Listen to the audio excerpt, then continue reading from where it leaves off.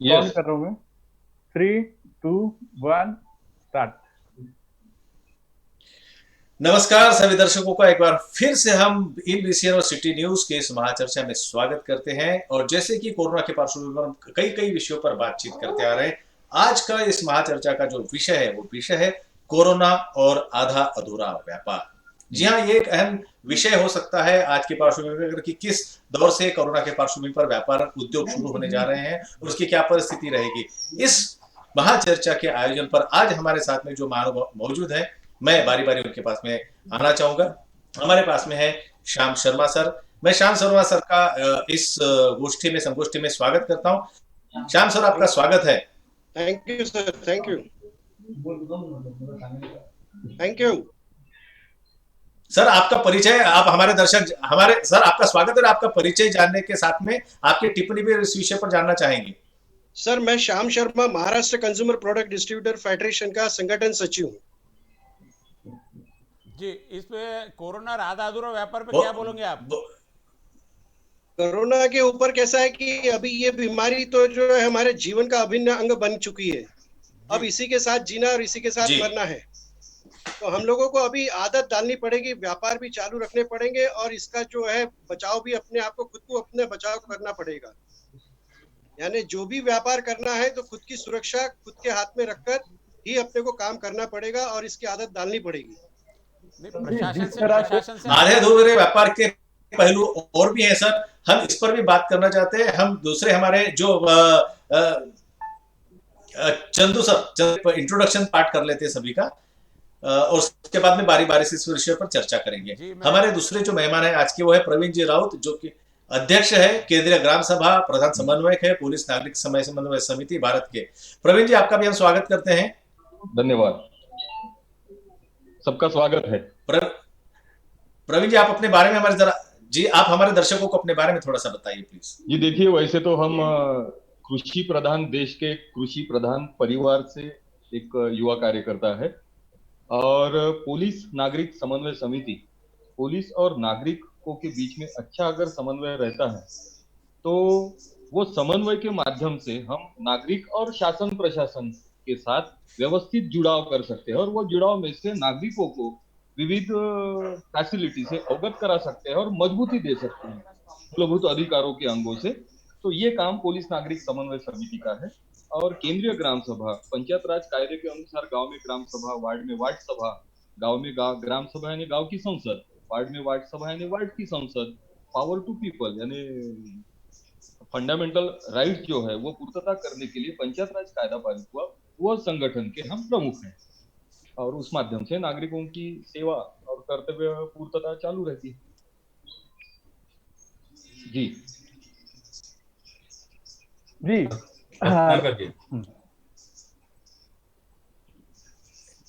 इमरान। हाँ जी जी, जैसे कि आज हमने अपने दर्शकों को हमारे गेस्ट लोगों का परिचय तो दे दिया है। आज का हमारा विषय था कोरोना से मुक्ति और आधा अधूरा जो बाजार खुला है, मतलब आगे की जो लॉकडाउन के बाद जो अभी हम अपना अनलॉक 1 शुरू किया है। तो क्या मैं सबसे पहले श्याम शर्मा जी को मैं पूछना चाहूंगा, जिस तरह से अभी मार्केट जो आधा खुला है, तो इस तरह से क्या व्यापार जल्द से उठ पाएगा?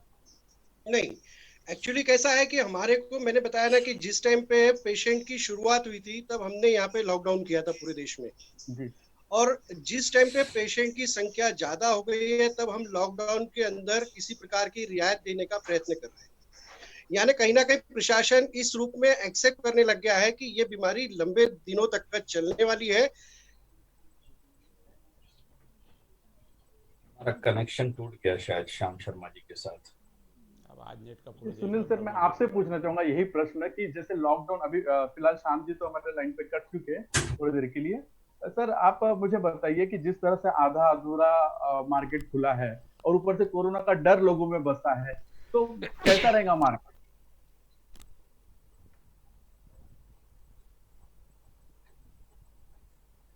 आप बताइए तब तक। जी राहुल जी, आपसे पूछा है प्रश्न। ओके, हाँ, आपका प्रश्न है। तो अभी देखिए, कोरोना के वजह से यानी इस पार भी नहीं है नैया और उस पार भी नहीं है, और ये पूरी देश की नैया और नागरिकों की नैया ये बीच में मझधार में अटकी है। मानसिक रूप से भी यहाँ का नागरिक ये करूं या ना करूं, ये करूं तो ऐसा, वो करूं तो वैसा, ऐसे इस रूप से संभ्रम में है। और ऐसे परिस्थिति में यानी मानसिक रूप से भी संभ्रम में है और सबसे मेन यानी आर्थिक रूप से संभ्रम में है, क्योंकि लॉकडाउन जो हुआ है वो अचानक रूप से हुआ है, पूर्व नियोजित नहीं किया गया। अगर यही लॉकडाउन की प्रक्रिया पूर्व नियोजित होती तो शायद पिक्चर विशिष्ट अलग प्रकार की रहती, थोड़ी व्यवस्थित पिक्चर रहती। लेकिन अभी ऐसी व्यवस्था और अवस्था हो गई है कि नागरिक यानी संपूर्ण देश का जो मध्यम वर्गीय परिवार है, मध्यम वर्गीय नागरिक है, इसमें शासकीय कर्मचारी ये भाग छोड़ के जो मध्यम वर्गीय नागरिक है, जो यानी चंदू जी मेरी आवाज रिफ्लेक्ट हो रही है? मुझे आ रही है बराबर, नहीं आपकी आ रही है ना? आ रही हो रहा है मेरे इसमें। ओके, मेरी आवाज रिफ्लेक्ट हो रही क्या? सभी मेरा पूरा रिपीट हो रहा है सभी का। नहीं, यहाँ बराबर आ रही है, यहाँ आ रही है आपकी? तुमको बराबर आ रही है, आवाज आ रही है। इधर से आवाज नहीं आपके ठीक है, आप बोलिए। वो एक सिस्टम है जिसमें इको होता है आपके यहाँ पे। वो राउत जी आप बोलिए राउत जी।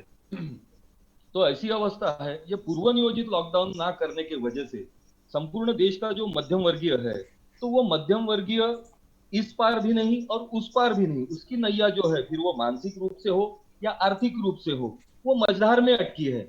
ये करूं या ना करूं, वो करूं या ना करूं, ये अगर किया तो ये नहीं, जैसा दूध पानी और बाकी सुबह की अगर व्यवस्था की तो बाकी के जो प्लानिंग है वो डिस्टर्ब हो जाते हैं, और खाने पीने की व्यवस्था की तो दवा दारू कैसी करूं, ये भी अवस्था है। तो इस ढंग से पूर्व नियोजित ये सब साझेदारी ना होने के वजह से, शासकीय प्रशासकीय प्रणाली पूर्व नियोजित ये लॉकडाउन प्रक्रिया ना करने के वजह से, और आर्थिक रूप से ऐसा पूर्व नियोजित अगर रहता तो मध्यम वर्गीय ये देश का जो 70% मध्यम वर्गीय वर्ग जो है, जो नागरिक है, वो पूर्व रूप से तैयार रहता। उसके पास जो भी आर्थिक संचय था वो उसने इमरजेंसी करके एक आधी महीना ये लॉकडाउन रहेगा, उस हिसाब से उसने खर्चा पानी या अपना खुद का परिवार का मेंटेनेंस कर लिया।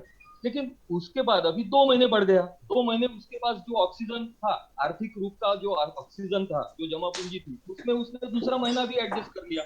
अभी इसके सामने आवाज ही मेरे को वापस आ रही है पूरी। अभी इसके सामने अगर लॉकडाउन बढ़ता है तो वो किस ढंग से जीवन यापन कर सकेगा, ये उसके सामने यक्ष प्रश्न है।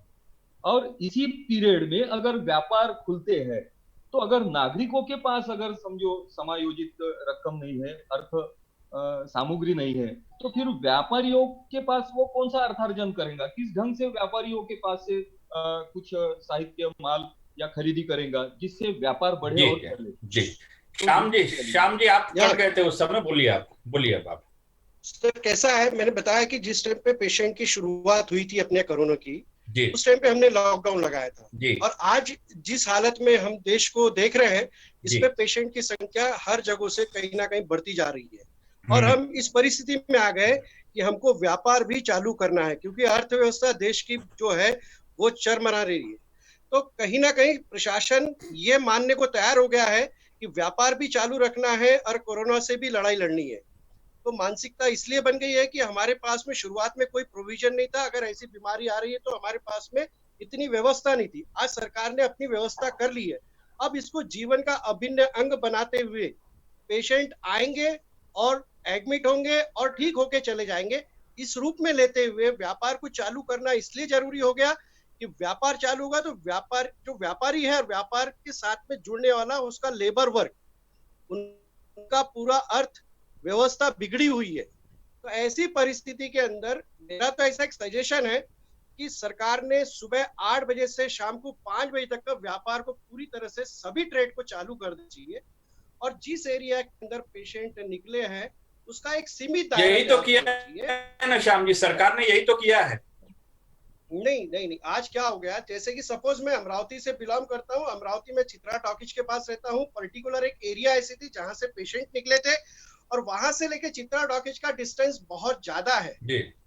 और जो कि शहर का मध्य भाग है जहां का व्यापार सबसे ज्यादा जुड़ा हुआ है, तो ये व्यापारी इसकी सजा पा रहे, यानी कितने परसेंट लोग और कितने सीमित दायरे के अंदर पेशेंट निकले हैं, उतनी ही एरिया को उन्होंने ब्लॉक करना चाहिए, आवागमन वहां का रोकना चाहिए। और 80% लोगों को इसकी पनिशमेंट हो रही है, जो व्यापारी वर्ग है 80%। तो उनको कहीं ना कहीं इसके साथ में लेकर चलना पड़ेगा। और यहाँ मेरा ख्याल ये है कि सुबह 8 बजे से शाम को 5 बजे तक का सभी ट्रेड, सभी व्यापार, ऐसा नहीं होना चाहिए कि भाई आज इधर की लाइन चालू किया, कल उधर की किया, ये ट्रेड को चालू किया, वो ट्रेड को लेकिन चालू किया। इससे क्या हो रहा है, श्याम जी भीड़ बढ़ जाएगी ना, उससे भीड़ बढ़ जाएगी ना। अगर दोनों भी ट्रेड उसका अगर शुरू होते हैं तो दोनों किस्म के लोग अगर मार्केट में आना शुरू किए गए तो भीड़ बढ़ जाएंगी, फिर इतना लॉकडाउन करने का फायदा क्या फायदा क्या इमरान होगा? भाई, आलोक भाई, मैं आपकी इस बात से सहमत नहीं हूँ। श्याम जी जो बता रहे हैं उनकी, श्याम जी की आधी बातों से सहमत, आदेश नहीं है। जिन्होंने कहा कि जिस एरिया में निकला था, मैं भी अमरावती से बिलोंग करता हूँ, तो अमरावती की पूरी मुझे भौगोलिक स्थिति पता है। अमरावती का जो ये बाजार पेट की बात कर रहे हैं, ऐसे बाजार पेट सभी जगह होते हैं। जैसे नागपुर में इतवारी है, अमरावती में इतवारी है, कॉटन मार्केट है, कभी कई ऐसी जगह है नागपुर में जहाँ से हाँ। पूरे जिले के लिए चित्रा चौक और जो जवाहर गेट और शक्कर साथ की जो बात कर रहे हैं श्याम जी, जहाँ से पूरा किया कि वहाँ से काफ़ी दूर था जो पेशेंट्स वगैरह थे। लेकिन ये जो मार्केट है, ये पूरे जिले का आदमी यहाँ पे आता है और उस एरिया से भी आता है जहाँ से पेशेंट निकले।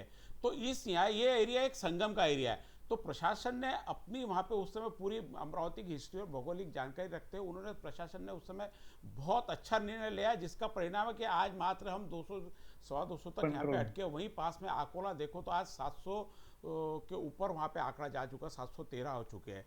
तो एक वो उस समय प्रशासन की बहुत थी। लेकिन अब जब 3 फेज इसके निकल चुके हैं और जब हम इस चीज़ के आदी हो चुके, हमने इसकी आदत डाल ली है कि हमने मास्क लगा के जाना है, डिस्टेंस रखना है।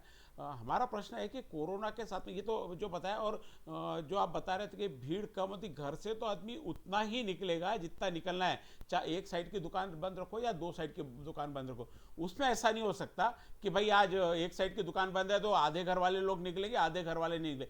ये व्यवस्था नहीं है। तो इसलिए वो सरकार का लॉजिक क्यों लगा? सरकार ने सिर्फ लॉजिक वो मात्र सिर्फ ट्रैफिक और पार्किंग की व्यवस्था करने का लगा है। इसके भीड़ कम हो इसलिए भीड़ नहीं, भीड़ का भीड़ का संबंध नहीं है, सीमित रहे। अमरावती में नहीं, आधी दुकानें खुली है तो घर से निकलने वाला व्यक्ति ये थोड़ी देखेगा कि आधी दुकानों पे जाना है, बल्कि दुकानें ज्यादा रही तो भीड़ बढ़ेगी, गर्दी ज्यादा नहीं होगी। ये सरकार ने निर्णय लिया।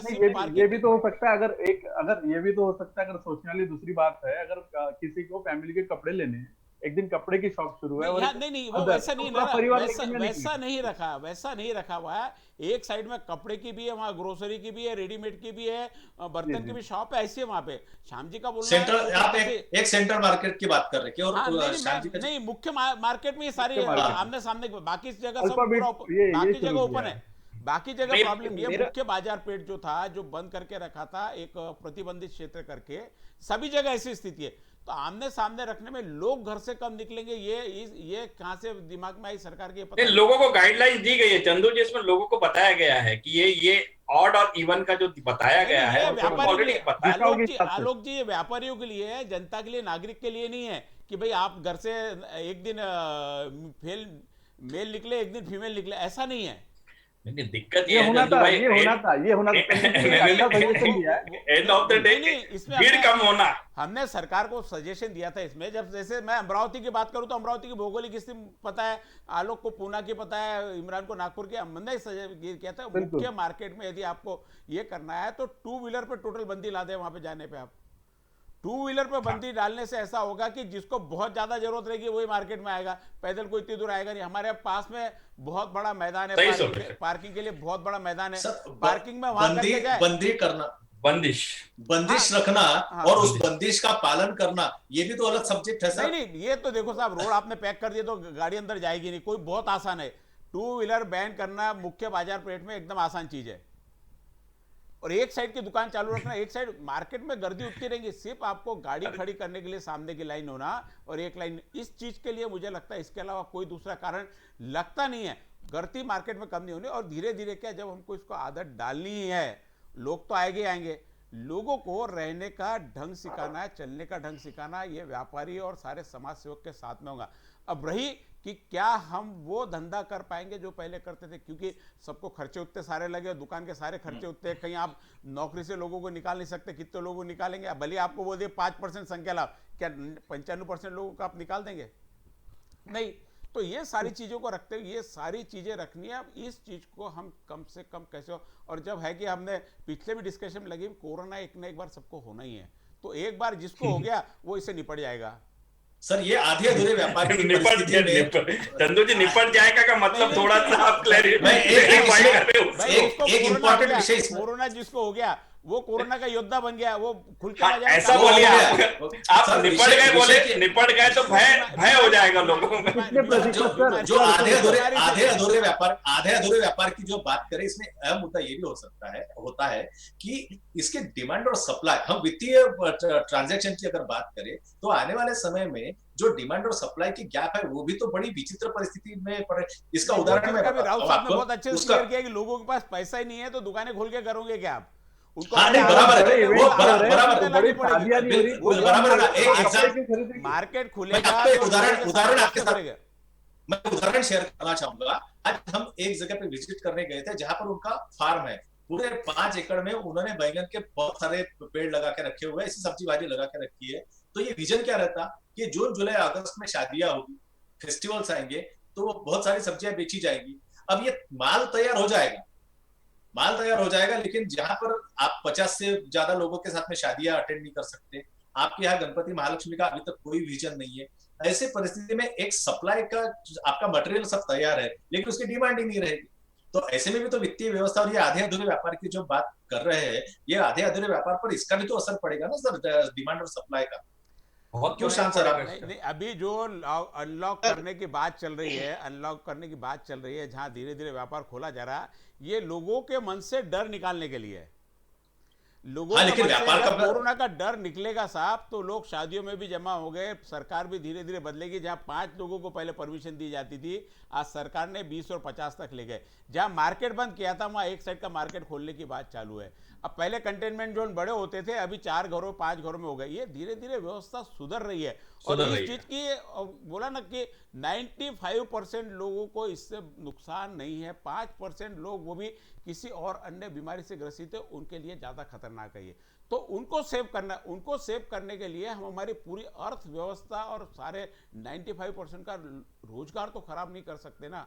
तो प्रचार भी इसी हिसाब से होना चाहिए। जी प्रचार की भाषा भी यही होनी चाहिए। पहले क्या हो गया, शुरुआत में सारी प्लानिंग गड़बड़, क्या है क्या नहीं है, ये कोरोना क्या है, रोज गाइडलाइन चालू, WHO की गाइडलाइन चेंज, फिर अपने यहाँ के स्वास्थ्य मंत्रालय की लाइन चेंज, फिर उसके बाद में महाराष्ट्र सरकार की चेंज, महाराष्ट्र सरकार भेजती तो बाद में स्थानीय संस्थाओं की अलग चेंज। तो ये सारी सब चेंज होते हो गया। अब जाके हो गया कि इसके हम आदी हो जाओ, रोज उसकी जो मेंटेनेंस है उसको करो। और मास्क लगाने से भी कोरोना होता नहीं होता पता नहीं, क्योंकि जिनको कोरोना उन्होंने भी मास्क लगाया था। हमने कई लोगों से बात की कि भाई कि आपने मास्क का उपयोग नहीं किया था, बोल मास्क का तो उपयोग किया था लेकिन फिर भी कोरोना आ गया।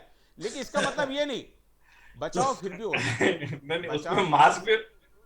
मास्क हम लोगों ने क्या है कि हम लोगों ने बताया नहीं, मास्क तो लोगों को दे दिया, लेकिन मास्क को पहनना क्या है और क्या प्रिकॉशन लेना ये बताया नहीं उसको। तो वो क्या किया, तो उसने मास्क लगाया, मास्क लगाने के बाद में लोगों से मिला जुला, उसके बाद में दूसरे दिन फिर वही मास्क लगा के, हाथ लगा के वो चल दिया। नहीं मास्क मतलब मास्क उसने प्रशासन से बचने के लिए लगाया, अपने प्रोटेक्शन के लिए। आलोक जी 50% मास्क लोग पुलिस की पेनल्टी नहीं लगती। एग्जैक्टली मैं वही कहना चाहता था। जैसे हेलमेट की स्टोरी है, हेलमेट की स्टोरी, हेलमेट भले चाय जो डर से, भले आप कह रहे हैं उसको मास्क लगाने, उससे एक मास्क लगाने से क्या होगा साहब, यदि वो संक्रमित तो दूसरों को नहीं फैलाएगा, चाहे कितना ही संक्रमित और बेकार मास्क पहने वो, सही है, दूसरों को बीमारी ना फैले। भाई आपको संक्रमित तो दूसरों को आप ना फैला, मास्क इसके लिए है। हर आदमी मर जाओ लेकिन दूसरे को मत मार। हर आदमी ये सोचता चल जाए तो फिर किसी को बीमारी हो नहीं ना। बात वही चीज लाने की है। प्रवीण जी मैं आपसे कुछ पूछना चाहूंगा कि जैसे ये परिस्थिति है तो आप पूरे लोगों में आप फैले हुए हैं, मतलब लोगों से आपका संपर्क रहा है, तो लोगों को क्या ये व्यापार की तरफ बढ़ते हुए लोगों का क्या नजरिया आपको दिख रहा है? नहीं, लोगों को अभी तकलीफ हो रही है। पहले ही जहां से कोरोना की शुरुआत हुई तो वर्ल्ड हेल्थ ऑर्गेनाइजेशन WHO अंतरराष्ट्रीय जो भी संस्था है, ये आरोग्य विषयक समझ और बाकी का नॉलेज देने वाली और लाइन ऑफ एक्शन देने वाली, तो वर्ल्ड हेल्थ ऑर्गेनाइजेशन वो अंतरराष्ट्रीय है, USA और अंतरराष्ट्रीय स्तर पे वो बैठी है, वो वहां से विजुअलाइजेशन। USA ने तो खैर WHO को बैन ही कर दिया अभी। हाँ, तो 10 साल पहले वैसे भी वो बैन थी, उसके बारे में लोगों को कुछ वो यानी मालूमात नहीं थी। लेकिन अभी ये कोरोना आने की वजह से WHO को और रिन्यूअल हो गया है। वैसे तो 10 साल पहले उनको WHO को बैन किया गया था, तो WHO के दिशा निर्देश अलग, केंद्र सरकार का प्लानिंग और लाइन ऑफ एक्शन अलग, केंद्र सरकार की वो भूमिका अलग, यानी उनको राजकारण भी करना है, अपने राजनीतिक उद्देश्य भी सफल करना है और लोगों को भी मैनेज करना है। तो आपने इसमें से स्टेट गवर्नमेंट का नाम नहीं लिया? नहीं, अभी मैं स्टेट गवर्नमेंट में आऊंगा ना, पहले इंटरनेशनल हो गया, फिर केंद्र सरकार हो गई और फिर राज्य सरकार हो गई। सब ऐसे ही है। अब राज्य सरकार को ये भी देखना है कि केंद्र ने क्या बोला और हु के क्या, WHO के क्या लाइन ऑफ एक्शन है। उसके बाद में फिर सामान्य प्रशासन, जैसा अभी आपके मालूमात के लिए हम नागपुर से है, तो नागपुर में 70 दिन cotton market, Mahatma Phule market जो सब्जी मार्केट है, जहाँ से छत्तीसगढ़, मध्य प्रदेश सबसे सब्जी आती बड़ा मार्केट है, डिस्ट्रीब्यूट होती है, तो वो मार्केट ही 70 दिन बंद था। अभी 70 दिन बाद एक दिन बहुत बड़ी वहां दुर्घटना हुई, आग लगी बहुत बड़ी और 22 दुकान जल के खाक हो गए जी। तो हम वही संदर्भ में हमारा रिप्रेजेंटेशन शुरू जी, और हमने हमारे चैनल के माध्यम से भी वो अच्छी न्यूज को कवर की आज। और उसके वो न्यूज के पीछे, यानी वो आग के पीछे का भी कारण अभी अपने चैनल से जी जी जी वो हो जाएगा। खैर अभी इस वक्त अपना चर्चा का विषय नहीं है। तो व्यापारी, अब क्या हो गया, 70 दिन बंद था मार्केट, 70 दिन में कॉटन मार्केट सारे लोगों को प्रचलित है। अगर थोक में सस्ते में अगर सब्जी लेना है तो कहाँ से लेना है, तो कॉटन मार्केट में। बराबर है। पूरा नागपुर का केंद्र होने से वो मार्केट में जाने वाले 70 दिनों में वो लोग जाना आना ही बंद हो गए, मार्केट स्टॉप हो गया। मार्केट स्टॉप हो गया। मार्केट में 3 प्रकार है, चिल्लर विक्रेता, थोक विक्रेता और एकदम होलसेलर, जो दलाल जो है राज्य स्तर पे वो सब करता है, बड़े आड़ती है, बड़े आड़ती, हाँ बड़े आड़ती है, और फिर छोटे व्यापारी। तो ये तीनों की साइकिल डिस्टर्ब हो गई, तीनों की साइकिल डिस्टर्ब, इतनी भयानक डिस्टर्ब हो गई। और जैसा लॉकडाउन की वजह से जो सर्वसामान्य लोग थे, जिनके पास 2 व्हीलर है, 3 व्हीलर है, ऑटो है, उन्होंने क्या किया, उनके जो संबंधित व्यवसाय बंद होने के कारण एक सब्जी भाजी और फल फ्रूट का ही ऐसा व्यवसाय रहा कि उसमें से कुछ वो आवक कर सकते। तो बहुत सारे लोगों ने अपना 3 व्हीलर, ऑटो, 2-2 पैच के कट्टे, 4-4 आलू के कट्टे डाल के अपना बस्ती में जाके घूम के व्यापार करना चालू कर दिया। ये बात सच है सर। मनपा को ये समझ में नहीं आ रहा कि एक दिन क्या हो गया, हमारे मुंडे साहब वो वेरिफिकेशन के लिए गए और कलमना मार्केट, जो अंतरराष्ट्रीय स्तर का इंटरनेशनल मार्केट है, कलमना मार्केट बड़ा मार्केट है, यानी अनाज से लेके सब्जी मंडी से लेके जी अपनी उसकी अपनी अलग पहचान है नागपुर में, कृषि उत्पन्न बाजार समिति का। तो वो बंद होने के कारण उधर के व्यापारी कॉटन मार्केट में आए। यहाँ बहुत बड़ा हुजूम दिखा, बहुत बड़ा लोगों का जमावड़ा दिखा। कमिश्नर को महसूस हुआ कि अरे बाप रे, इतना जमावड़ा, ये तो बहुत बड़ी खतरे की घंटा है। तो वो चक्कर में उन्होंने रब के साथ वो कॉटन मार्केट किसी भी अंदाज, कौन सा भी अंदाज ना लिए बिना, प्रिवेंटिव एक्शंस ना लिए बिना फट के साथ वो तुरंत बंद कर दिया। और 70 दिन अगर समझो नागपुर सिटी का अगर मेन मार्केट, नागपुर की 16-18 लाख लोक संख्या है, तो लाख लोगों का ट्रांजैक्शन रहता है, 50,000 लोगों को प्रत्यक्ष अप्रत्यक्ष रूप से ये रोजगार है कॉटन मार्केट, यानी हमालों से लेके तो बड़े व्यापारी। राउत जी थोड़ा सा शॉर्ट में बोलिए उसको। हाँ, मुझे भी कुछ प्रश्न आपसे पूछना है। हाँ। तो ये कैसा है, डिस्टर्ब होगी। कहने का मतलब ये कि पूरी जो साइकिल है, मजदूर से लेके, हमाल से लेके, तो बड़े व्यापारी और काश्तकार भी सभी अफेक्टेड हो गए इससे बहुत ज्यादा। यानी काश्तकार भी अपना माल लाए, तो बीच में कारपोरेशन ने क्या किया, हमारे मुंडे साहब ने 22 सेंटर्स कर दिया कि कॉटन मार्केट में अगर बंद कर दिया तो फिर बेचना कहाँ सब्जी। तो फिर काश्तकार अपनी जगह अपना माल लेके इधर आए और थोक व्यापारी वो माल लेवे और वो फिर डिस्ट्रीब्यूट करे। ऐसे इसमें 22 सेंटर्स जोन तैयार किए गए, लेकिन वो सब डिस्टर्ब हो गया। उसमें जो निचला स्तर है, प्लानिंग सही नहीं की थी सर। बिल्कुल नहीं हुआ। सब्जी मार्केट का प्लानिंग सब्जी मार्केट के हिसाब से होना चाहिए, कमिश्नर या फिर सीएम पीएम के हिसाब से नहीं। लेकिन जब ऐसी स्थिति है तो तब तो कुछ बदलना पड़ेगा ना, कुछ प्रशासन बताएगा, कुछ लोगों को बदलना पड़ेगा। इसीलिए हम समर्थन करते हैं कि वो समर्थन योग्य नहीं है, लेकिन परिस्थितिवश अब यानी मरता क्या नहीं करता, ये रियलिटी है। वैसी पब्लिक की अवस्था हो गई है। तो फिर जैसा जो वो सब्जी का व्यवसाय नहीं करता, वो भी आदमी खुद का मेंटेनेंस करने के लिए जब वो ड्राई हो गया है तो क्या करना चाहिए, तो फिर उसने 2-2 कट्टे सब्जी, प्याज, फल वो अपना धंधा किया और उसमें से अपने परिवार को सेटल किया। ठीक है आलोक जी, आपका सवाल। तब ये डिस्टर्ब हो गए।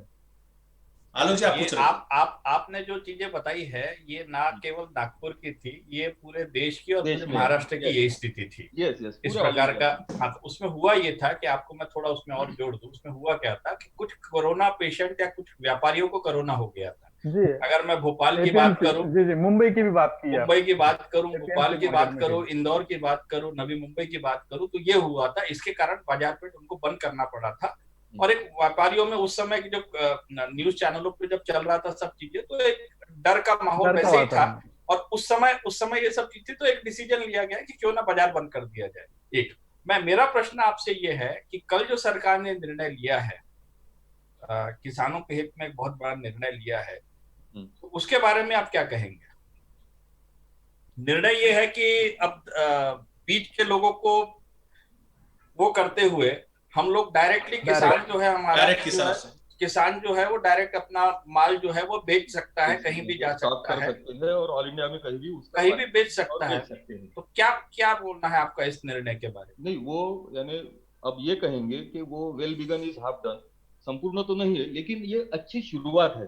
जो चीज के बारे में यानी किसान नेता शरद जोशी जी से लेके तो राष्ट्रसंत तुकडोजी महाराज जी ने जो दिशा निर्देश दिए कि ग्राम अगर सक्षम होगा, गांव सुधरता, यही तो देश सुधरेगा। हाँ, मतलब ग्राम की छवि जैसे होगी वैसे देश की छवि होगी। तो ग्राम अगर सक्षम हो गया, और ग्राम सक्षम के माध्यम से हो सकता है, तो वो एक ही माध्यम है, किसान प्रोडक्ट, यानी खेती के जो भी प्रोडक्ट है, फिर वो सब्जी रहो या अनाज रहो।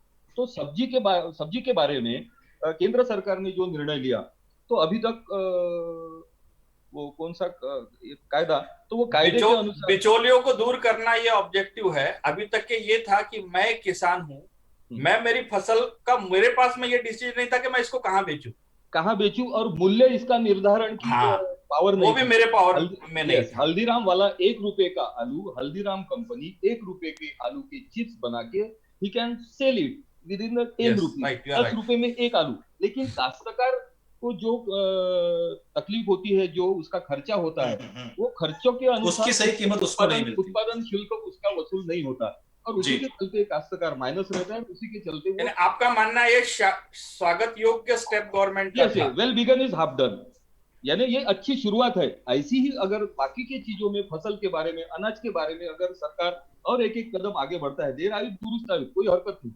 ये शेतकरी नेता शरद जोशी जी ने अपने थियरी में ये बताया था, और साधु संतों ने, महापुरुषों ने भी बताया कि ग्राम सक्षम, ग्राम के प्रोडक्शन सिस्टम सक्षम, तो सबसे ज्यादा अभी रोजगार देने की क्षमता अगर कोई है वो एमएनसी में नहीं है साहब, वो खेती में है या खेती से रिलेटेड प्रोडक्ट में है। और खेती के तरफ अभी दुर्लक्ष्य किया जा रहा है। अंतरराष्ट्रीय स्तर पे खेती को 150% में सब्सिडी दी जाती है, अपने यहाँ 30-40% सब्सिडी दी जाती है, उसमें भी 10-20% इधर उधर शासकीय और कर्मचारी प्रणाली में वो फस्त हो जाती है। ग्राउंड लेवल पे सक्सेस हो पाएगा क्या जी? ग्राउंड लेवल पे प्रैक्टिकली ये सक्सेस हो पाएगा? नहीं, जैसा अभी कोरोना के बारे में चालू है कि क्या करना चाहिए या क्या होगा, तो पहले दिन जैसी दहशत थी, पहले दिन जैसी कोरोना की दहशत थी। आप ही बताइए, आपके अनुभव के अनुसार, क्या वो दहशत या वो डर आज दिख रहा नागरिकों में, या शासन में या प्रशासन? आज नहीं दिख रहा। डर है, लेकिन अब लोगों ने जीना शुरू कर दिया उसके साथ। यस, तो जैसा राव साहब और आलोक जी अभी, यस, तो वो अभी कैसा धीरे धीरे लोग वो डिसीजन से कोऑर्डिनेट होकर अभी आगे के स्टेप बढ़ाएंगे। सरकार का निर्णय लेने के पीछे मुख्य उद्देश्य शायद ये रहा होगा कि किसान को बराबर उसका भाव मिले। इसके अलावा मुझे नहीं लगता कि और किसी भी प्रकार का कोई भी निर्णय सरकार का लादने के पीछे, लेकिन प्रोडक्शन, उसका मार्केटिंग और लोगों तक पहुंचाना एक बहुत लंबी प्रक्रिया है। ठीक है, हम सब्जी तक सीमित हो जाते हैं कि किसान मार्केट में जाके बेच देगा, बाकी बहुत सारे प्रोडक्शन है जो किसान को यदि डायरेक्ट कंज्यूमर तक बेचना है तो कई चीज़ें आती है उसमें। ऑयल मिल आती है, जैसे अभी बताया कि चिप्स के प्रोडक्ट आते हैं, ऐसे कई एग्रीकल्चर से रिलेटेड प्रोडक्ट है। किसान यदि हर काम वहाँ तक जाके करेगा तो क्या उसके लिए इतना समय देना और सारी चीज़ों की मार्केटिंग की उपलब्ध करा देना सरकार के लिए बहुत ज़्यादा मुश्किल नहीं होगा? क्योंकि क्या हम जब किसान से बात करते हैं, जैसे राव साहब ने बात की कि अभी कोरोना में किसान ने स्वयं जाके सब्जियां बेची, लेकिन सब्जी के प्रोडक्ट से किसान का, पूरा भारत के किसान का काम नहीं चलता। बहुत सारे प्रोडक्शन है जो यहाँ से पूरे प्रोसेस होके हम एक्सपोर्ट तक उसका करते हैं। ये सारी प्रक्रिया में चलते हुए एक बिचौलिया नाम का क्या है कि भाई आपको वहां से ले जाए तक उसके एंड यूजर तक पहुंचाना है। जो बीच का रास्ता है, एंड यूजर यानी कस्टमर नहीं, कई प्रोडक्शन हाउस है, कई व्यापारिक हाउस है जो इन दौर से होते होते वहां तक गुजरना है। तो सरकार किन चीजों के लिए बिचौलिए हटाएंगे? क्या सिर्फ सब्जी भाजी के लिए बिचौलिए हटाना उनको? तो दिन में सब्जी तोड़ेगा, मार्केट में बेचने जाएगा, फिर रात को आके मेहनत करेगा, तो इतनी किसान के पास में फिर उसको भी वहाँ पे उतना लेबर है, सारी चीज़ें लगी। तो निर्णय लिए है, लेकिन जैसे बताया अभी रत्ना करने की क्या प्रैक्टिकली चीज से पॉसिबल है, क्योंकि उसका हाँ सर कैसे हो, मार्केटिंग और प्रोडक्शन टोटल डिफरेंट चीज है। ये कंज्यूमर प्रोडक्ट हमारे एग्जैक्टली मैं वही कह रहा था। और रेट के बारे में भी कोई भी प्रोडक्शन ऐसा नहीं है, 80% प्रोडक्शन हमारे यहाँ पे एग्रीकल्चर बेस है। बीच में हमारे यहाँ एक आइसक्रीम की दुकान वाले ने यहाँ पे एक प्रशासन को पत्र दिया था कि साहब मेरा दूध से बना हुआ प्रोडक्ट है, मुझे बेचने की परमिशन दिया जाए, क्योंकि दूध से बेचे हुए प्रोडक्ट को आपने परमिशन दी है। तो साहब दारू भी तो कहीं जौ से बनती है, कहीं बियर से बनती है, ये सारे एग्रीकल्चर परमिशन मिल गई ना सर? नहीं, एग्रीकल्चर बेस्ड प्रोडक्ट को जो दी गई प्रोडक्ट, उसमें दारू और ये नहीं आता, हालांकि बनता तो वो भी उसी से है ना। तो ये सारे टेक्निकल प्रॉब्लम आते हैं। ये भाई अब ये जो बैठे हैं, ये लास्ट सेलर को देने वाले एजेंसी बैठी है यहाँ पे श्याम शर्मा, अब ये भी आप इनको हटाने की बात करेंगे इसमें, क्योंकि कोई बहुत सारे बिस्किट्स है, ये सारे एग्रीकल्चर प्रोडक्ट है, तो ये कहाँ तक एक कहीं तो उसको बांधना पड़ेगा भाई, ठीक है एंड फैक्ट्री तक वहां चल जाए, एंड यूजर तक कैसे किसान जा पाएगा? श्याम सर मैं आपसे फिर पूछना चाहूंगा कि मान लीजिए ये बीच के आड़तिया और दलाल लोग जो है अगर हट जाते हैं तो ये भी तो आखिर में इंसान है, इनका तो व्यवसाय फिर बंद हो जाएगा, इनका भविष्य क्या? ये क्या सर मेरा एक 2 मिनट में थोड़ा सा इमरान भाई थोड़ा हटकर एक चीज बता रहा हूँ। मेरा एक उदाहरण ऐसा दे रहा था कि जैसे आज अपन सपोज ऐसा सोच लो कि जिस एरिया में, जिस जिले में दारू बंदी है, हाँ, उस एरिया में आप गौर करेंगे तो सबसे ज्यादा दारू वहीं बिकती है, और महंगी भी, सच है ना, और महंगी भी, ये बात गौर करने की है। अब जैसे ये व्यापार से रिलेटेड है, इसलिए इस विषय पे मैं गंभीरता से बात कर रहा हूँ कि जो प्रशासन ने अपने को जो गाइडलाइन दिया है कि एक रोड की साइड की दुकानें चालू होगी, दूसरे दिन चालू होगी, तो इसमें क्या है कि अगर एक लाइन की अगर रूट की दुकानें चालू है तो दूसरे रूट का दुकानदार अपनी दुकान का शटर के ताले खोलकर बाहर बैठ जाएगा। भले ही उसकी दुकान को बंद रखने का है, लेकिन वो बाहर बैठेगा। क्यों? कि मार्केट के अपोजिट की दुकानें चालू है और मेरा अगर कस्टमर आ रहा है और वो अगर वहां जा रहा है तो मैं वहां बैठूंगा, तो उसको मैं दिखूंगा तो मैं माल दे सकता हूं उसको शटर उठा के, ये चीज होगी। अब इसमें आप देखेंगे, गौर से एक बात देखेंगे कि पूरे ये जो दिन अपने बंद के थे, इसके अंदर आपको जो जो वस्तु चाहिए सब मिली, वो सारी वस्तुएं आपको मिली है। आप चाहे टीवी मंग लो, आप चाहे एसी मंग लो, चाहे कूलर मंग लो, या खाने पीने से रिलेटेड हो, या सारी चीजें आपको हर दुकानदार ने अपनी वो सेवा दी है, सेवा ही बोलूंगा इसको मैं, और वो धंधा हुआ। लेकिन जिन लोगों की दुकानें हॉनेस्टी से बनती, उनका लॉस हुआ है। अब एक शब्द होता है कि इसके अंदर जिनकी चालू थी उनकी दिवाली थी, और जिनकी बंद थी उनका दिवाला हो गया। अब आने वाला समय कोरोना से ज्यादा व्यापारियों को कौन कौन सी समस्या घेर के चलेगी, उसके लिए प्रशासन कुछ और योजना बना सकता क्या, ये सोचने वाला विषय है। बिल्कुल ये विषय है। हाँ, आर्थिक विषय जो आ गया ना, ये आर्थिक विषय आएगा व्यापारियों के ऊपर। बिल्कुल सही बात कही सर आपने। व्यापार के अनुसार ही देखिए, आज व्यापार चलेगा तो एम्प्लॉयमेंट रहेगा, व्यापार चलेगा तो देश की अर्थव्यवस्था सुचारू रूप से चलेगी। लेकिन जहाँ व्यापारी अगर आधे अधूरे स्वरूप में अगर चालू रहा तो ना वो अर्थव्यवस्था सुधर पाएगी, ना एम्प्लॉयमेंट सुधर पाएगा, ना व्यापार सही ढंग से चल पाएगा। श्याम जी, अब अगर इसी श्याम जी सीधी बात, श्याम जी और राउत जी, यदि पूरा व्यापार खोले तो कोरोना से लड़ने में हम कितने तैयारी है हमारी इसमें? हाँ, अब ये चंदू भाई आपने बहुत सटीक बात पूछी है। मेरा बोलना क्या है कि आप सुबह 8 बजे से शाम को 5 बजे तक का व्यापार चालू करने की परमिशन दे, और जो इसका एक नियम बना दो। नियम की एक ऐसी नियमावली होनी चाहिए कि आपको दुकान का सैनिटाइज करना पड़ेगा, आपको स्टाफ को और आपको मास्क लगाने पड़ेंगे, आपको डिस्टेंसिंग का पालन करना पड़ेगा, कस्टमर को 2 या 3 लोगों को ही अंदर आने की परमिशन देना पड़ेगा। आवाज टूट रही। नियम का यदि किसी 52,000 रुपए फाइन, 1 लाख रुपए फाइन, 21,000 रहेगा कि हमको पेनाल्टी लगेगी, एक पनिशमेंट लगेगी, वो अमाउंट का उसको एक खौफ रहना चाहिए कि अगर मैंने नियम का पालन नहीं किया तो मेरे को 51,000, 1 लाख रुपए की पेनाल्टी लग सकती है।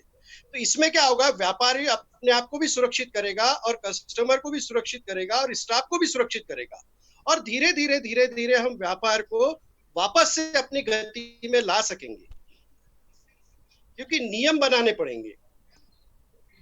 हेलो जी प्रदीप जी, राउत जी, आपका क्या बोलना, क्या पूरा व्यापार खोले तो हम कोरोना से लड़ पाएंगे? नहीं, पूरा व्यापार खोलने से कोरोना, तो कोरोना के प्रिपरेशन के ही हिसाब से थोड़ा थोड़ा व्यापार खोला जा रहा है। जी, अगर थोड़े दुकान जैसे यानी ऑडियो में, ये एक मेरा सवाल था, एक थोड़ा बीच में टोकना चाहूंगा। जैसे ऑडियो अभी चंदू जी की जो बात थी और शर्मा जी की जो बात मैंने सुना, उसके बाद मैंने एक कंक्लूजन निकाला कि अगर एक लाइन की दुकानें खुलती है, अगर 100 कस्टमर को बाहर कुछ मार्केट में लेने जाना है और एक ही लाइन की 50 दुकानें खुली है, तो भीड़ तो ज्यादा होंगी। अगर दोनों साइड की 50% तो कस्टमर डाइवर्ट होंगे, शायद सोशल डिस्टेंसिंग तो पहले कहा ही पालन मैंने कर सबसे पाएंगे। स्टार्टअप वही कहा था। जी, आपका स्टार्टअप जो था। जी जी सर, बोलिए आप। बोलिए राउत जी बोलिए। राउत जी, नहीं, इमरान भैया ने बोला वो भी रियलिटी ही है। अभी कैसा कुछ एक्शन होती है तो हजारों रिएक्शन होती है, तो हजारों चीजें अभी अपने को नहीं दिखने को मिल रही। लेकिन मेरा तो ये मानना है कि कोरोना आज हमको दिखा है, इसका मतलब ये नहीं कि वो पहले नहीं था। जी, हो सकता है वो हमें मालूम नहीं। बिल्कुल सही, हाँ कई सही बात कर रहे हैं। ठीक है, वो हमको आज पता चला, जैसा सूरज का अंतर, डिस्टेंस, वो आज हमको पता चला टेक्निकली। लेकिन इसका मतलब ये नहीं कि वो पहले जो भी डिस्टेंस था वो उतना नहीं था।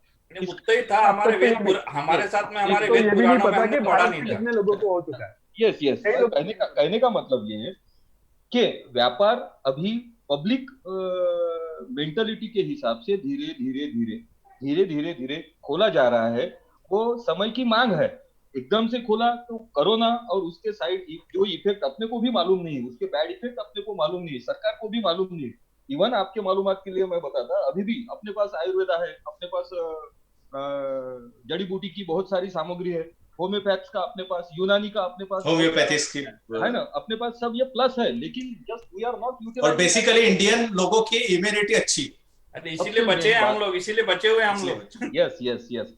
और कोरोना तो ऐसा है भैया, वो तो एक निर्जीव वो वायरस है। उसके ऊपर प्रोटीनस कोट रहता है। जैसा हाथ वगैरह धोने से या फेस से, या आपके मालूमात के लिए, तो we are using the lemon for that, and it has the many powers chemically. तो लेमन से भी वही काम होता है, ये हमारे देश को मालूम नहीं। लेकिन जनरल हम ये प्रोसेस यूज करते हैं। आप देखिए, जैसा ग्रामीण में हम पहले जाते थे, या शहर में भी पहले, जैसे शहर में भी आखिर लोग आए हैं तो वो ग्रामीण से ही आए हैं। तो गांव में हम जब जाते थे तो पहले आंगन में एक बाल्टी पानी की रखी जाती थी। जी, संस्कार थे। हाँ, पहले साबन के यानी साबु के पहले राखड़ रहती थी, कम से कम धो के जाना पड़ता था। कम से कम मट्टी से हाथ पैर धोते थे, या कुछ नहीं रहा तो कम से कम, इवन अगर वो घर में कुछ कपड़ा नहीं रहा, यानी फटा हुआ अगर टॉवेल रहा, तो धोती, साफ सुथरी धोती वो रखते थे। कोई भी मेहमान अगर आता है उसके स्वागत के लिए, that the part of tradition, यानी स्वच्छता रखने के लिए। और दूसरी बात मैं बोलना चाहूंगा, जो पहले घर रहते थे वो पिरामिड शेप के रहते थे, एनर्जी कॉन्जर्व रहती थी उसमें, और गेरू के और चूने के पट्टे रहते थे।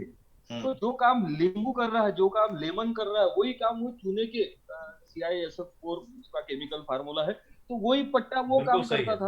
तो इस ढंग, अभी क्या हो गया, हम थोड़ा अनैसर्गिक होने से, वैज्ञानिक होने से, विज्ञान की दिशा में ज्यादा झुकने की वजह से बहुत सारी समस्या तो हमने खुद हमारे ऊपर वो कर ली, ओवरलैप कर ली है।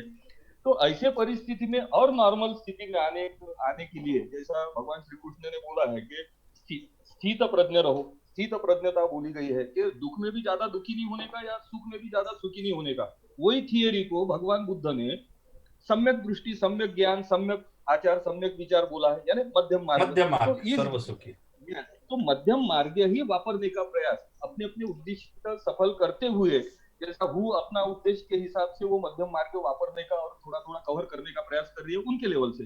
केंद्र सरकार भी वैसी, राज्य सरकार भी वैसी, और लोकल एडमिनिस्ट्रेशन, सामान्य प्रशासन, मनपा प्रशासन हो, नगर पालिका हो या ग्राम पंचायत हो, वो भी वही अपने लेवल पे वही कर रहा है। और सेम थियरी नागरिक भी वही थियरी में, आखिर नागरिक भी ये देश का बाहर का पार्ट तो नहीं है ना, they are also parcel and part of this system. तो वो भी, यानी ये लोग, ये सिस्टम इस ढंग से ऊपर से नीचे काम कर रही है, तो नागरिक नीचे से ऊपर तरफ जाने के लिए, फिर वो आर्थिक रूप से हो, सुरक्षा के रूप से हो, मानसिक रूप से हो, वो भी थोड़ा ऊपर बढ़ने का प्रयास कर रहा है। जैसा कि अभी व्यापार शुरू किए गए, तो व्यापार स्टेप बाय स्टेप शुरू किए गए। पहले स्टेप में जैसा फर्नीचर काम करने वाले मिस्त्री थे, उसके बाद में जुड़ाई और मिस्त्री, इलेक्ट्रिशियन, प्लम्बर, इलेक्ट्रिशियन। तो पहले ये लेबर काम करने के लिए परमिशन दी गई, लेकिन दुकान ही नहीं खोले गए। अब अगर समझो इलेक्ट्रिशियन अगर काम पे जाता है और उसका सामान ही नहीं मिला तो फिर वो कहाँ से करेगा। लेकिन कुछ दिनों बाद इलेक्ट्रिक सामान की भी दुकान खोले गए। तो इस ढंग से जैसा पब्लिक को एक झटके में अगर मोकला कर दिया, तो पब्लिक कैसी है साहब, अपन भी एक पब्लिक का हिस्सा है, आपको भी मालूम है और पब्लिक को भी मालूम है, शासन प्रशासन को भी मालूम, because they are also one of the part from public. तो वो धीरे धीरे छोड़ रहे हैं। अब नुकसान तो सभी वर्ग का हुआ है, सबसे ज्यादा नुकसान काश्तकारों को हुआ है। बीच में फिर व्यापारी की संकल्प जो है वो थोड़ी कमजोर हो गई है क्या, और धीरे धीरे सबको कवर करने का, और राजनीति वालों का वो अलग वो है, इंटेंशन है। तो वो अपने दुकानदारी के हिसाब से वो सस्टेन करने का प्रयास करें। उसमें से भी कुछ लोग सच में पॉजिटिव वर्क कर रहे हैं, पॉजिटिव मानसिकता से, कि सच में लोगों को फायदा हो और स्थिरता आए, दृढ़ता आए, मजबूती आए।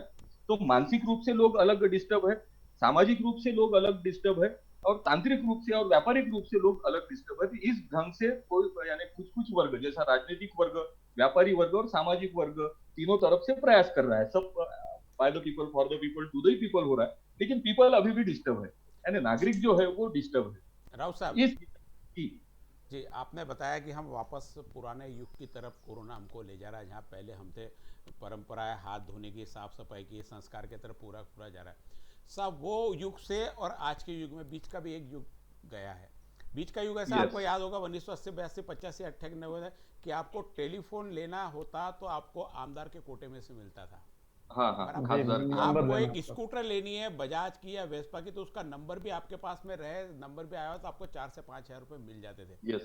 लोन लेने के लिए आपको बैंकों में सैकड़ों चक्कर लगाने पड़ते थे, किसी का फोन करना पड़ता था जब आपके स्कूटर पे लोन पास होता था।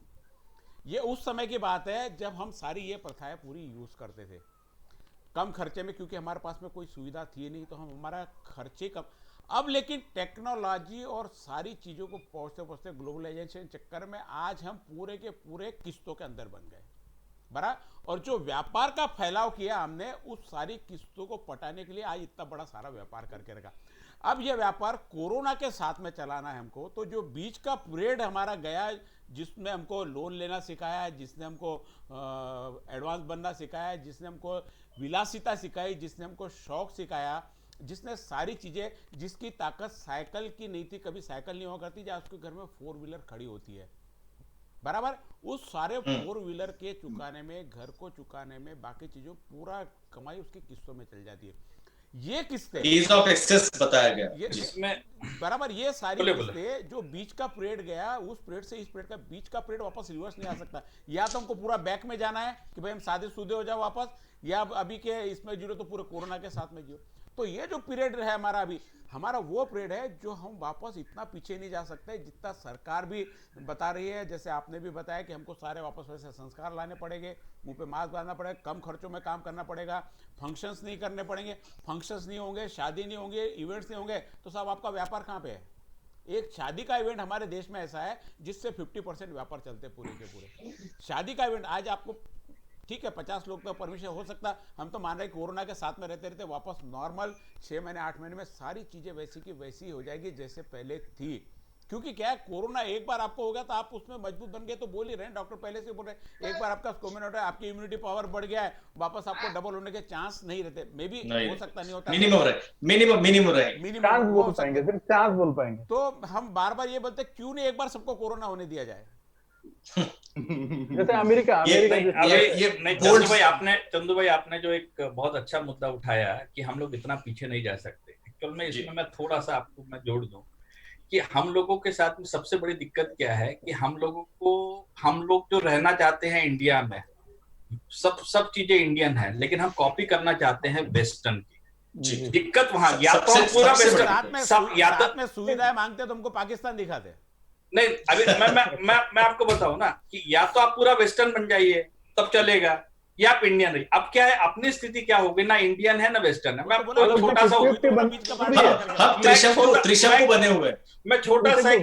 छोटा सा एक एग्जांपल दूंगा। सबसे पहले बेसिक हमको ये जानना पड़ेगा कि भारत एक कृषि प्रधान देश है, ये हमको पढ़ाया जाता है। यानी 75 से 80% हमारा जो कुछ भी है वो बेसिक है। अब हम कृषि को भूल के बाकी सब चीजें कर रहे हैं। हम ऑटोमोबाइल की बात कर रहे हैं, अरे भाई वो चीजों की हमको आवश्यकता इतनी नहीं है। हमारा जो बेस है वो कृषि बेस्ड है। तो हम कई देशों ने, जो आप यूरोपियन देश, जितने भी डेवलप्ड कंट्रीज हैं, मैं तो काफी देशों में गया हूं, जो डेवलप्ड कंट्रीज है उन लोगों ने जो भी इन्वेंशन किए हैं, जो भी आविष्कार, उनके नीड के हिसाब से। मैं अगर फ्रिज का एक छोटा सा एग्जांपल, फ्रिज का क्यों हुआ है या टीवी का क्या हुआ है, जैसे फ्रेंच रिवॉल्यूशन है, तो फ्रेंच रिवॉल्यूशन में उनको मालूम था कि बाद में जैसे लोग आजादी के बाद बाहर ना निकले, इसलिए उसने टीवी का आविष्कार किया कि आपको कहीं ना कहीं वो बांधे रखे।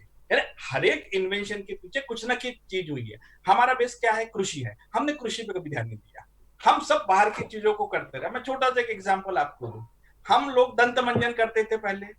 दंत मंजन जब हमारे बुजुर्ग लोग करते थे, या हमारे हम लोगों की जनरेशन की बात करें, तो हम लोगों के दांत सही रहते थे। कोयला और राखड़, दंत मंजन कोयला और राखड़। अब एक एड, होममेड दंत मंजन। जी जी, देखिए ना, अब एक पेस्ट आया, एक बहुत बड़ी कंपनी का पेस्ट आया, उसने बता दिया कि ये क्या है, आप तो इडियट हो, आप ये क्या कर रहे हो, आपको तो ये सफेद पेस्ट करना चाहिए, हड्डी का चूरा रोज सुबह सुबह घसना चाहिए, इससे आपके दांत साफ।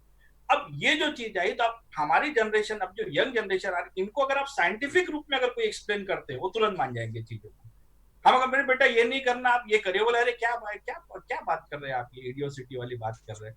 दुनिया कहाँ जा रही है? Rocket science. अरे भैया, रॉकेट साइंस पे जा रहा है। तो कोरोना का अगर हमें पॉजिटिव इम्पैक्ट देखे, तो ये सबसे बड़ा पॉजिटिव इम्पैक्ट है कि हम लोग आ रहे हैं। हम लोगों को ये सब चीजें समझ में आ रही है कि हमको पैर धोना है, हाथ धोना है। Back to tradition. तो ट्रेडिशन पे हमको आना पड़ेगा, क्योंकि वो साइंटिफिकली प्रूवन चीजें हैं।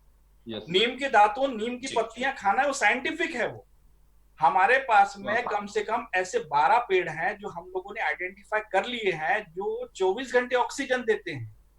ये हमको पता है। अब लेकिन क्या है कि उसको बताएगा कौन?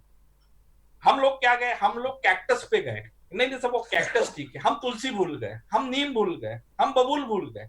तो ये जो चीजें है कि हमारा जो बेस है वो एग्रीकल्चर बेस है। राउत जी ने जैसा कहा, एग्रीकल्चर 80% जिसके ऊपर इकोनॉमी आपकी बेस्ड है, आप उससे रिलेटेड करिए ना, उससे रिलेटेड आप आगे बढ़िए ना। And everything is close to nature.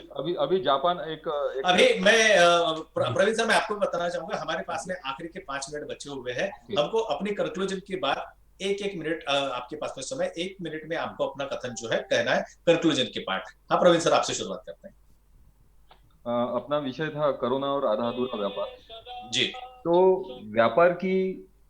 व्यापार ये यानी शासन, प्रशासन और नागरिक, फिर वो नागरिक काश्तकार रहे या मेजोरिटी का मध्यम वर्गीय रहे, सिर्फ एक 10-20% कर्मचारी वर्ग अगर छोड़ दिया तो सारे मध्यम वर्गीय है और काश्तकार और खेती और ये विषय के ऊपर अवलंबित है। सिर्फ मल्टीनेशनल कंपनी और जिन लोगों के 68,000 करोड़, उसके पहले 2,000 करोड़ अंबानी इलेक्ट्रिक के मुंबई महाराष्ट्र सरकार, उसके पहले 24,000 करोड़ उद्योगपतियों का इलेक्ट्रिक बिल वो माफ किया गया। जिस ढंग से आप बड़े बड़े उद्योगपतियों को माफी देते हो या उनको प्रोत्साहित करते हो आर्थिक रूप से, तो वो उतने कमजोर नहीं है।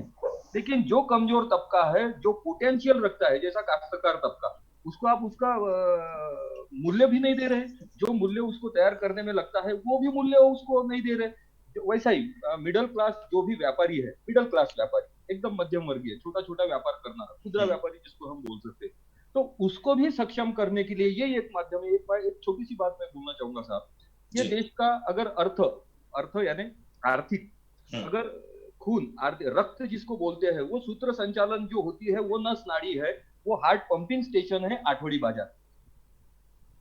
निचले स्तर पे मध्यम वर्गीय लेवल पे अगर आर्थिक सक्षमता रहती है तो वो आठवड़ी बाजार के माध्यम से, त्योहारों के माध्यम से वो अर्थ संचालन होता है और फिर वो ऊपर के लेवल तक जा सकता है। वो वैसे जो पैसा आएगा उससे ही बाकी की अर्थव्यवस्था को चालना मिलेगा। लेकिन यहाँ क्या किया जा रहा है? इसको खन किया जा रहा है, ये वर्गों को खन किया जा रहा है। और वरिष्ठ जो मल्टीनेशनल और ये उद्योजक जो है, जिसके लिए यानी अमेरिका से लेके चीन तक युद्ध और युद्ध जन्य परिस्थिति निर्माण की जाती है, अब अपने व्यवसाय करते हैं। अमेरिका अपना व्यवसाय, हथियार बेच देंगे। चाइना अपना व्यवसाय करता है और बाजार पेट के दृष्टि से ये देश को हमारे देखा जाता है और मेजोरिटी को देखा जाता है, वो अपना साध्य कर लेते हैं।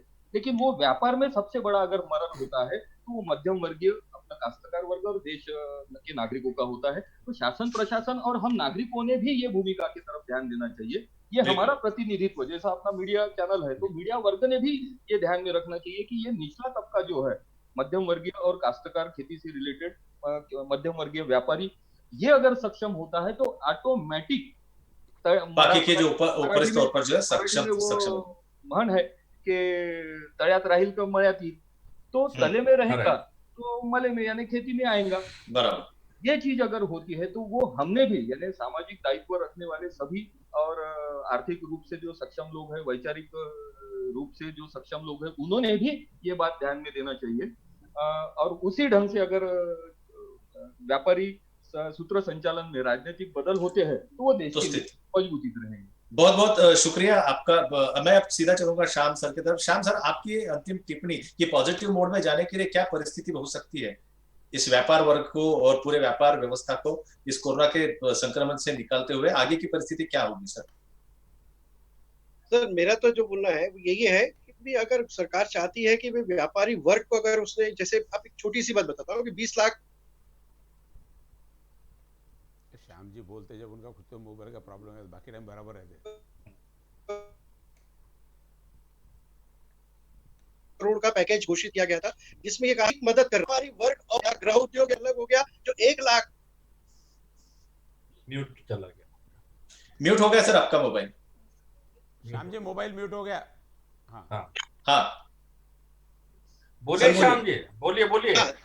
मेरा बोलना है कि भाई जैसे 1 लाख लोग, 5 लाख लोगों में से 1 लाख है इंडस्ट्रीज वाले, स्मॉल इंडस्ट्रीज वाले या कुटीर उद्योग, गृह उद्योग, जिनको हम लोग एक एमएसएमई के अंदर उनको राहत पैकेज दे रहे हैं। लेकिन 4 लाख है व्यापारी, जो व्यापार, अगर व्यापारी शब्द का उपयोग हो रहा है तो व्यापारी है 4 लाख, और व्यापारियों को कहीं पे भी किसी प्रकार का बजट के अंदर प्रावधान नहीं है। मैंने नरेंद्र मोदी जी को, फाइनेंस मिनिस्टर को एक ट्वीट किया था कि यदि आप व्यापारियों को राहत देना चाहते हैं तो आपके पास में जीएसटी नंबर है, जीएसटी नंबर के ऊपर सबके मोबाइल नंबर है, आप चाहें तो उनके बिजनेस के आधार पर 5 लाख, 10 लाख, 20 लाख, 50 लाख, 1 करोड़ रुपए उनके अकाउंट में आप डाल सकते हैं। और उनको एक 4 साल का, 5 साल का टाइम पीरियड दिया जाता है कि 4 साल 5 साल हम आपसे किसी प्रकार का पैसा इसमें से लेंगे नहीं, 5 साल बाद में आपसे हम इसके अंदर इस रूप में पैसे लेंगे, और यदि आपका पैसा नहीं मिलता है तो आपका जीएसटी नंबर रद्द हो जाएगा। एक नोट उसके अंदर दिया जाएगा कि भाई जो भी रजिस्ट्रेशन जिसका जीएसटी में है, आगे भविष्य में किसी प्रकार की कंडीशनल रिबेट उसमें दी जाएगी। हाँ, तो अगर जिसका जीएसटी नंबर होगा उसी को ये केंद्र सरकार की योजनाओं का लाभ मिलेगा। तो इससे 2 फायदे होंगे। एक तो जीएसटी नंबर के जो है ना कस्टमर बहुत ज्यादा बढ़ जाएंगे, सरकार के पास में रजिस्ट्रेशन ज्यादा आएगा। उसके बाद में ये जो व्यापार शब्द जहां पे यूज किया गया है, तो अगर व्यापारियों को ऐसे अकाउंट में पैसे जाते हैं तो निश्चित रूप से व्यापारी उसकी उलाढाल करके अपने आप को सक्षम करेगा, एक मॉरल बूस्ट भी मिलेगा उनको। हाँ, ये एक सबसे बड़ी बात है। दूसरी बात, मैंने जो एक शुरुआत में किया था कि 8 बजे से 5 बजे, सुबह 8 से 5 बजे तक का, उसके पीछे बेसिक एक लॉजिक ये भी रहा कि अगर 5 बजे तक का मार्केट चलता है तो 5 बजे के बाद में व्यापारी और उसका स्टाफ ये सब अपने परिवार के साथ में वापस से समय बिता सकेंगे। दूसरी बात, सबसे बड़ा हमारे पास में इलेक्ट्रिक का कंजम्पशन जो है 5 बजे के बाद में, बड़े बड़े शोरूम्स है इनके अंदर इलेक्ट्रिक का उपयोग ज्यादा होता है। अहम बात है सर, ये भी अहम बात है। इलेक्ट्रिक का कंजम्पशन अपना बहुत ज्यादा सेविंग में आ जाएगा।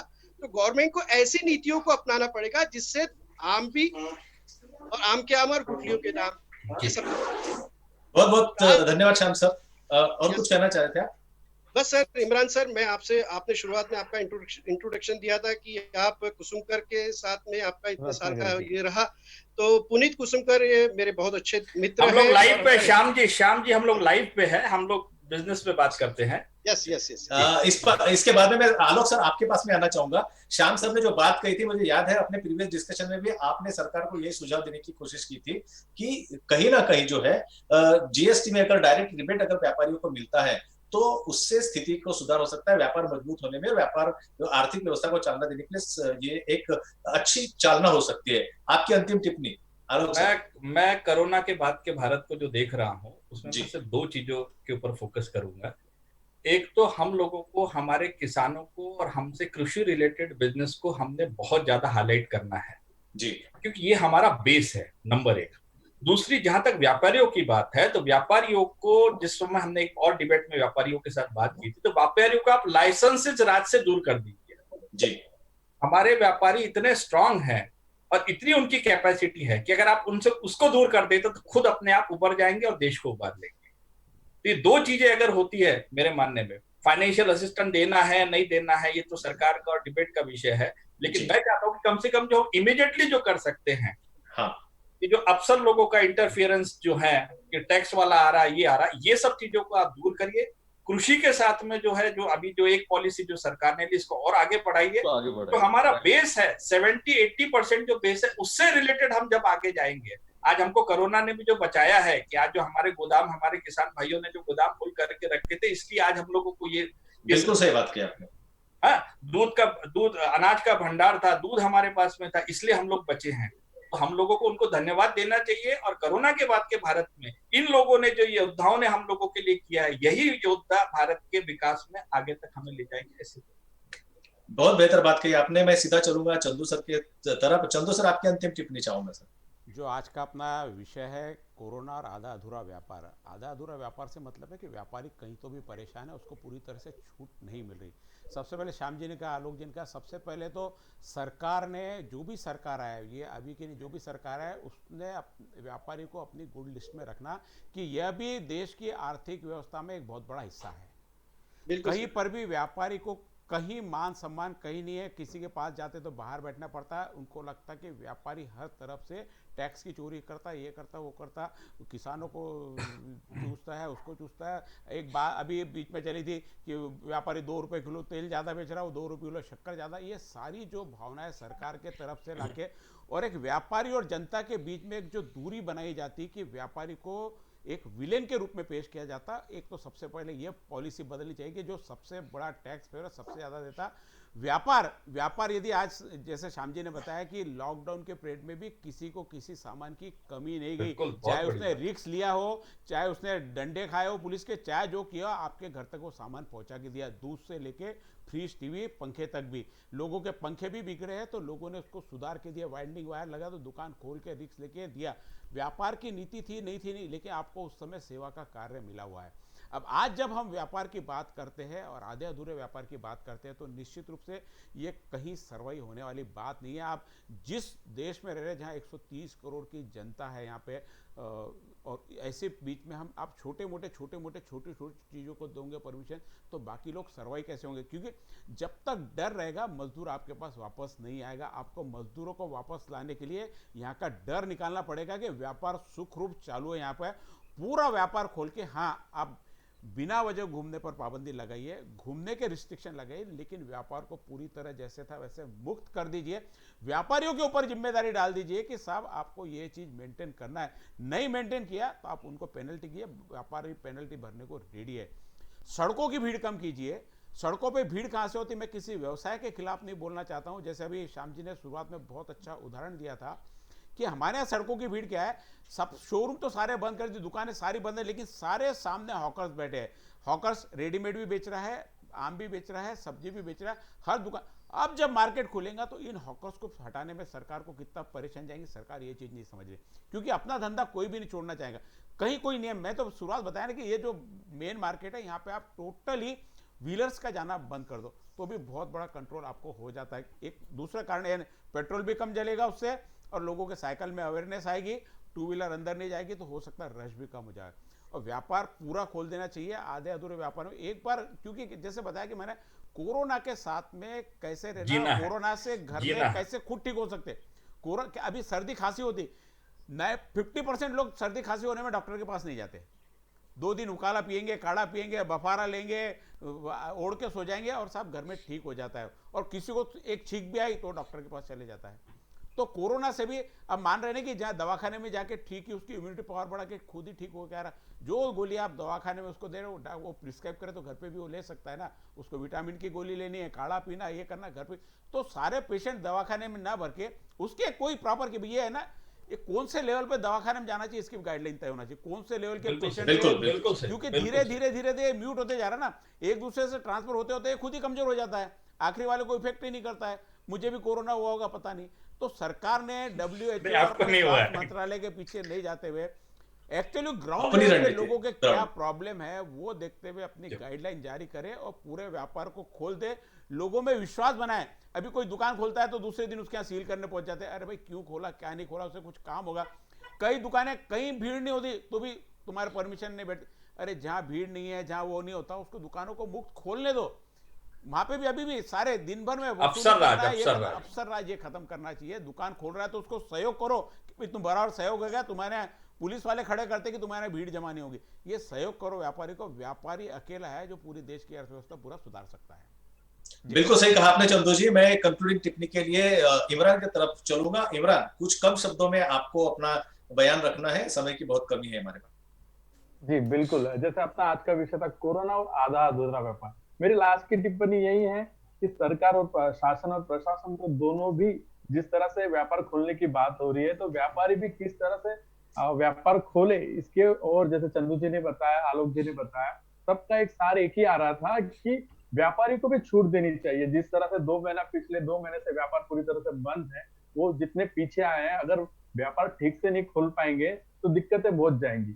और हमने स्टार्टिंग में अपने कार्यक्रम के बताया था कि अब जिस तरह से जो ऑड और इवन प्रक्रिया शुरू की है, उसका क्या मतलब बनता है। अगर 100 लोगों को अगर कुछ खरीदी करनी है तो घर से 100 लोग निकलेंगे, फिर उसके बाद क्या उसका सही पार्टीशन हो पाएगा। कम अगर दुकानें खुली है तो क्या भीड़ नहीं होंगी। इस और प्रशासन और प्रशासन ने अपनी एक विशेष टीम शुरू बनानी चाहिए और इसका सर्वे करने चाहिए और जल्द से जल्द डिसीजन लेके इसमें कुछ ना कुछ चेंजेस लाने चाहिए। बस, थैंक यू। एक मिनट सिर्फ मैं लेना चाहूंगा इसमें। मैं ये सूचना, सुझाव और हमारा निवेदन करना चाहूंगा एक सर्वसामान्य मध्यम वर्गीय काश्तकार नागरिक करके, कि शासन, सरकार ये व्यापार करना छोड़ दे। शासन ने, सरकार ने अपना मूलभूत अधिकार पूर्तता और ये शासन ने जैसा 68,000 करोड़ व्यापारी, और ये कोरोना आखिर क्या है, ये डर का व्यापार है, ये दहशत का व्यापार है, नया प्रकार है, एडवांस वर्जन है। तो ये छोड़ देना चाहिए सरकार ने। और व्यापारी जो है, जैसा काश्तकार भी क्या करता है, आखिर काश्तकार भी ट्रांजैक्शनल व्यापारी ही है, व्यापारी है बेसिकली। काश्तकार किसान 1,20,000 जीव जंतु, शिव तंतु को, यानी पक्षी, कीड़े मकोड़े, जानवर, सबको पोषण पालन करता है। कभी उसने आपसे या जमाने से बोला है कि भैया मैं इनका सबका उदर निर्वाह करता हूं करके उसका मुझे आप फंड दीजिए करके? वो नैसर्गिक यानी प्रक्रिया का एक हिस्सा बना है, तो उसको वो नैसर्गिक प्रक्रिया में ही प्रोत्साहित करना चाहिए, उसको मोकला कर देना चाहिए। वैसा ही व्यापारियों को, मध्यम वर्गीय जो व्यापारी 68,000 करोड़ बड़े बड़े व्यापारियों को दिए, वही 68,000 करोड़ अगर समझो मध्यम वर्गीय व्यापारियों की तरफ डाइवर्ट करती रहते तो हमारा देश सच्चे रूप से सक्षम होना यानी हो गया रहता। तो इसी ढंग से सरकार को एक विनंती है कि सरकार सरकारी कार्य करे, मूलभूत अधिकारों की पूर्तता, देश को आर्थिक सामाजिक रूप से सक्षम करने का प्रयास करे, लोगों की सुरक्षा करे।